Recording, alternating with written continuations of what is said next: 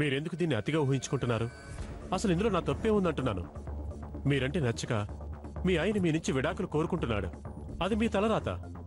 మీరు ఫైట్ చేయాల్సింది అక్కడ, ఇక్కడ కాదు. పైగా నా పెళ్ళి ఆగిపోతుందనో, మీ వాళ్ళు నా మీద దుమ్మెత్తి పోస్తారనో బెదిరిస్తారేంటి? ఏంటి నేను చేసిన నేరం? మీ చెల్లెల్ని చూడగానే పెళ్లికి ఒప్పుకోవడమా? కానీ కట్నం లేకుండా కావిని నా భార్యగా చేసుకోవడమా? కాబోయే మామగారు అప్పుల పాలు కాకుండా ఆదుకోవాలనుకోవడమా? ఎందుకు నేను మీ కుటుంబానికి చెడుగా మారతాను? అయితే గీతే మీ వాళ్ళ దృష్టిలో మీ ఆయన చెడ్డవాడవుతాడు. మధ్యలో నాకేంటి సంబంధం? శబాష్, మంచి లాయర్ అనిపించారు. లా పాయింట్లు బాగానే వాదించగలరని ఇంకా కోర్టు ఎక్కక ముందే నాకు నిరూపించారు.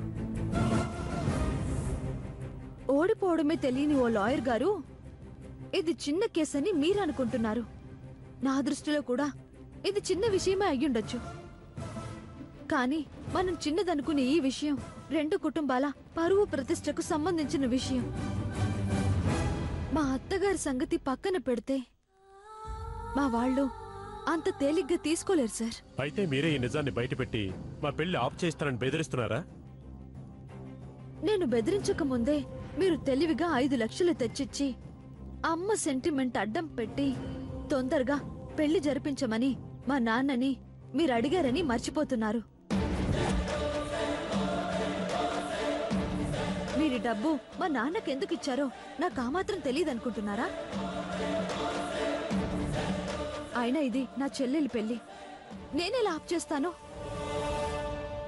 ఆ రోజు మా అక్క కోసం నేనొక మూర్ఖుడికి తల వంచి తాళి కట్టించుకున్నాను. ఈ రోజు నా చెల్లెలి పెళ్లి కోసం ఈ నిజాన్ని నాలోనే సమాధి చేసుకుంటాను.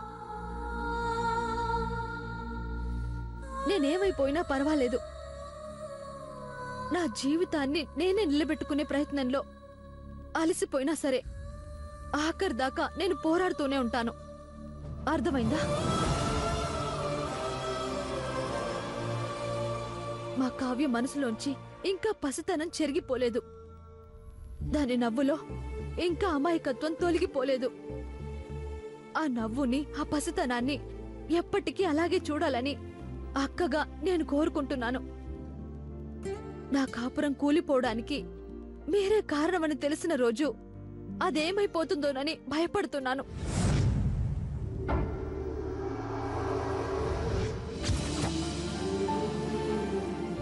నేను చెప్పాల్సింది చెప్పాను.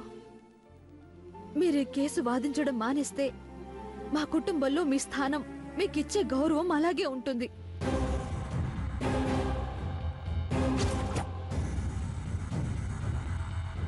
లేదంటే ఆ తర్వాత జరగబోయే పరిణామాలకు నేను బాధ్యురాల్ని కాదు.